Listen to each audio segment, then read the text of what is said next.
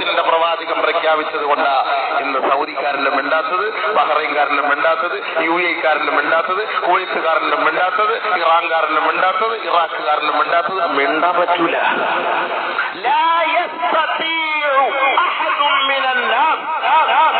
ജനങ്ങളിൽ നിന്ന്, ഈ അധികാരി വർഗത്തിൽ നിന്ന് ഇസ്ലാമിന്റെ പേരും പറഞ്ഞ് മുസ്ലിമീങ്ങളുടെ നാമധാരികളായി അധികാര കൊതിയിൽ അമർന്ന് ആനന്ദ നൃത്തം ചവിട്ടുന്ന ഈ നാമധാരികളായ മുസ്ലിം ഭരണകൂടങ്ങൾ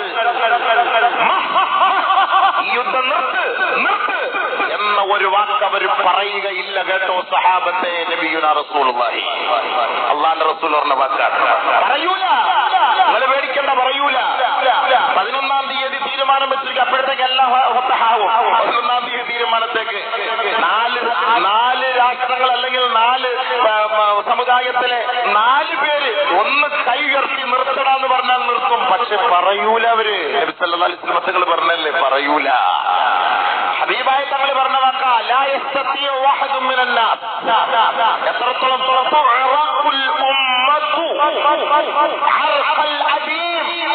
ഈ സമുദായത്തെ ഒരു വള്ളി കണ്ടിച്ചു മാറ്റുന്നത് പോലെ അവരുടെ കഴുത്തറത്ത് കുഞ്ഞുമക്കളടക്കമുള്ളവരെ കഷണങ്ങളാക്കി വെട്ടിമാറ്റപ്പെടുമ്പോഴും ഈ സമുദായം അവിടെ നോക്കിക്കണ്ടിരിക്കും.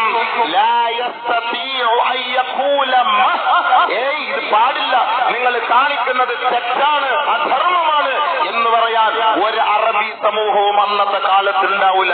ഉണ്ടാകും, അവർ നോക്കുകുത്തികളെ പോലെയായിരിക്കും. അനങ്ങാൻ കഴിയൂല സഹാബത്തെ. ശരിയല്ലേ?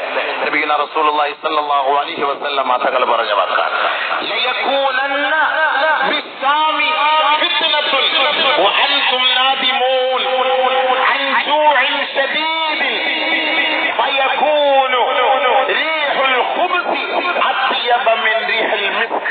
നബി സല്ലല്ലാഹു അലൈഹി വസല്ലം തങ്ങൾ പറഞ്ഞു, ഒരു കാലം വരും, അന്ന് ഈ ശാമിലെ മക്കൾ, അതായത് ഇന്ന് അനുഭവിക്കുന്ന ഈ ഫലസ്തീനിന്റെ മക്കൾ, ഒരു റൊട്ടി കഷണം കിട്ടാതെ, വെള്ളം കിട്ടാതെ, വിശന്ന് പട്ടിണി കിടന്ന് നിലവിളിക്കുന്ന ഒരു കാലഘട്ടം വരും. ആരെങ്കിലും അയൽ രാജ്യത്തിൽ നിന്ന് വലിച്ചെറിയുന്ന റൊട്ടി കഷണത്തിന്റെ ഒരംശമെങ്ങാനും അവർക്ക് കിട്ടിയാൽ മിസ്കിനേക്കാൾ, കസ്തൂരിയേക്കാൾ അവർക്ക് ആ ഉണങ്ങിയ റൊട്ടി കഷണമാണ് ഏറ്റവും ശ്രേഷ്ഠമെന്ന് നബിയുനാ റസൂലുള്ളാഹി സ്വല്ലല്ലാഹു അലൈഹി വസല്ലം. കുടിക്കാൻ വെള്ളമില്ല,